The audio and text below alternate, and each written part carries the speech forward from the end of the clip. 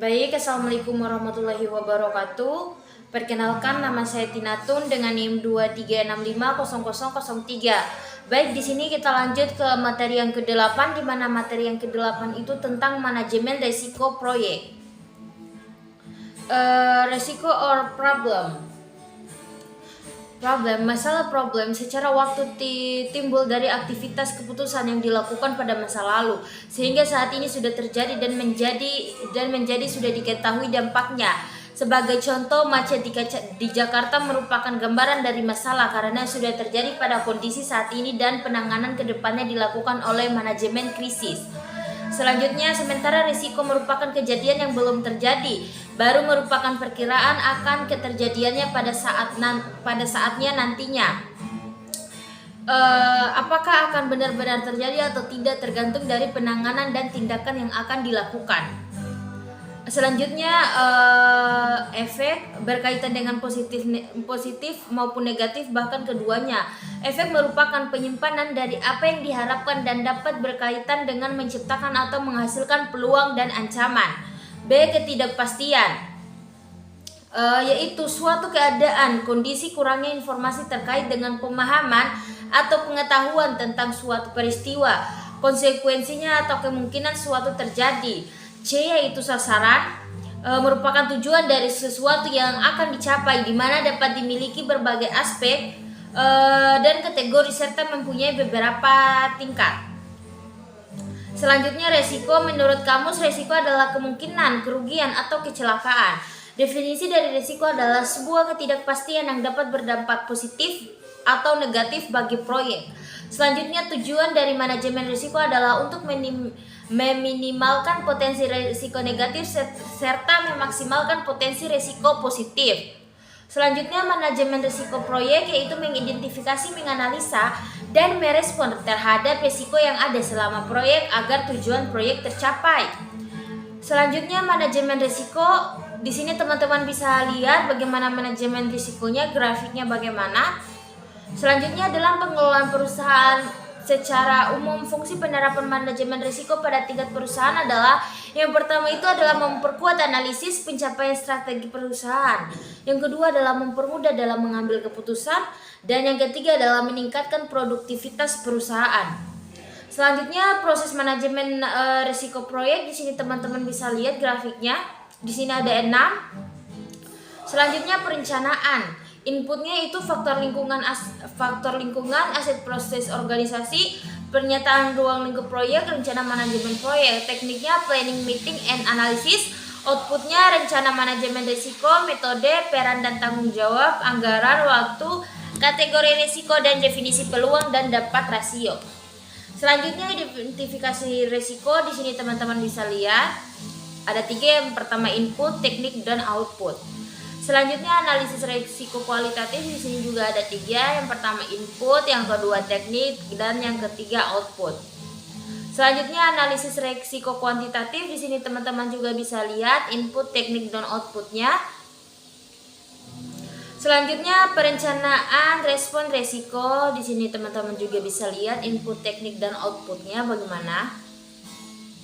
Pengendalian dan monitoring risiko, ada input, teknik, dan outputnya. Risiko negatif dan risiko positif. Risiko negatif dia melibatkan pemahaman tentang potensi masalah yang mungkin terjadi dalam proyek dan bagaimana risiko tersebut dapat menghambat proyek. Risiko positif adalah risiko yang dihasilkan oleh sesuatu yang baik, kadang disebut peluang atau kesempatan. Selanjutnya, strategi risiko negatif. Avoid. Penghindaran risiko melibatkan perubahan rencana manajemen untuk menghilangkan ancaman oleh risiko yang merugikan, mengisolasi tujuan proyek dari dampak risiko, atau mengundurkan tujuan yang dalam bahaya.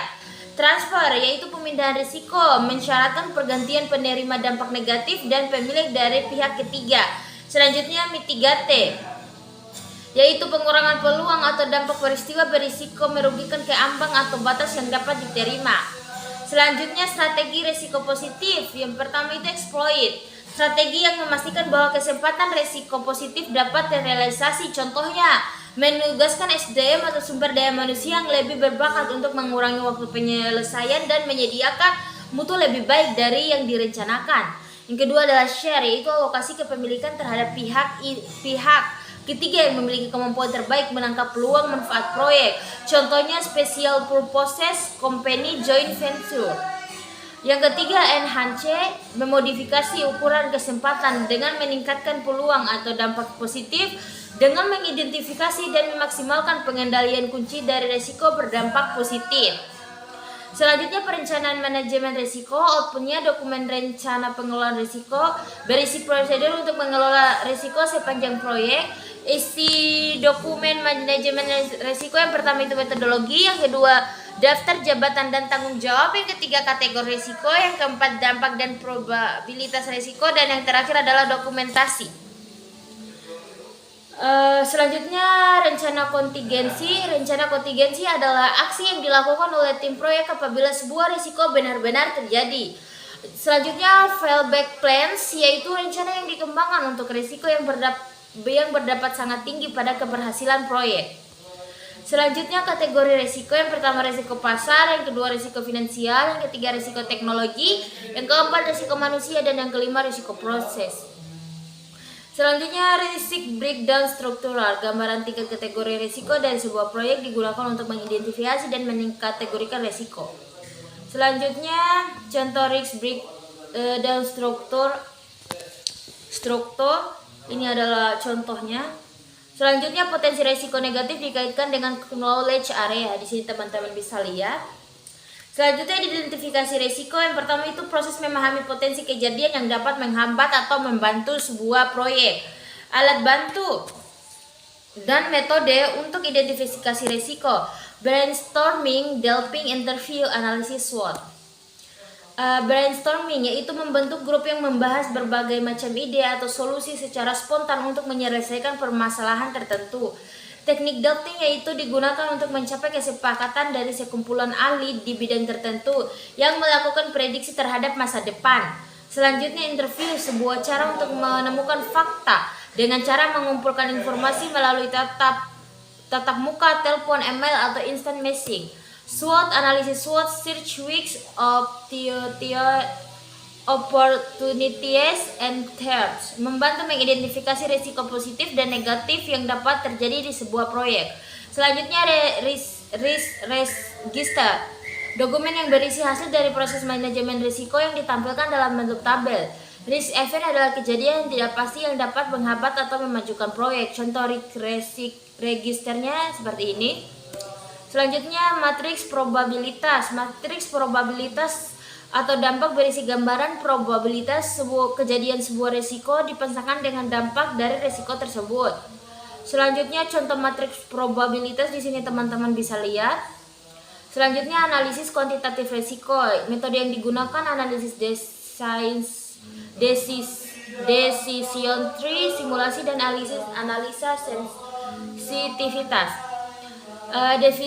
Decision tree dan extend monetary value. Decision tree adalah diagram analisis yang membantu dalam memilih sebuah situasi yang hasilnya belum pasti.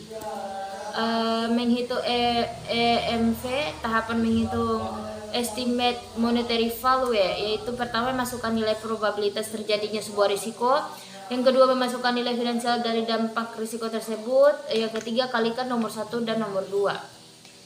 Selanjutnya, contoh kasus EVM seperti ini. Ini adalah jawabannya. Seperti ini jawabannya. Selanjutnya, strategi respon terhadap risiko negatif. Yang pertama itu risk avoidance, menganalisis kemungkinan terjadinya risiko. Risk reduction, menerima risiko dengan syarat tingkat keparahan dari terjadinya risiko tersebut. Strategi respon terhadap risiko negatif lanjutan. Yang pertama, risk transfer, yaitu mengalihkan tanggung jawab risiko kepada pihak luar proyek, misalnya dengan menggunakan asuransi. Risk mitigation, usaha untuk mengurangi probabilitas atau konsekuensi bahaya yang diakibatkan oleh risiko. Selanjutnya, strategi respon terhadap risiko positif. Eksploitasi risiko, memastikan semua hal telah dipersiapkan agar probabilitasnya terjadinya risiko positif dapat meningkat. Selanjutnya, membagi risiko. Di sini teman-teman bisa baca sendiri. Selanjutnya, strategi respon terhadap risiko positif, yaitu meningkatkan risiko, dan yang kedua menerima risiko. Penjelasannya teman-teman bisa baca sendiri. Selanjutnya risiko residual. Risiko yang terjadi setelah memperhitungkan kontrol yang sudah dijalankan dalam rangka pengurangan dampak dari risiko utama. Risiko kejadian perampokan aset atau barang dalam gudang. Risiko ini dia masih terjadi dengan tingkat yang lebih kecil walaupun sudah dipasang alarm CCTV dalam gedung tersebut.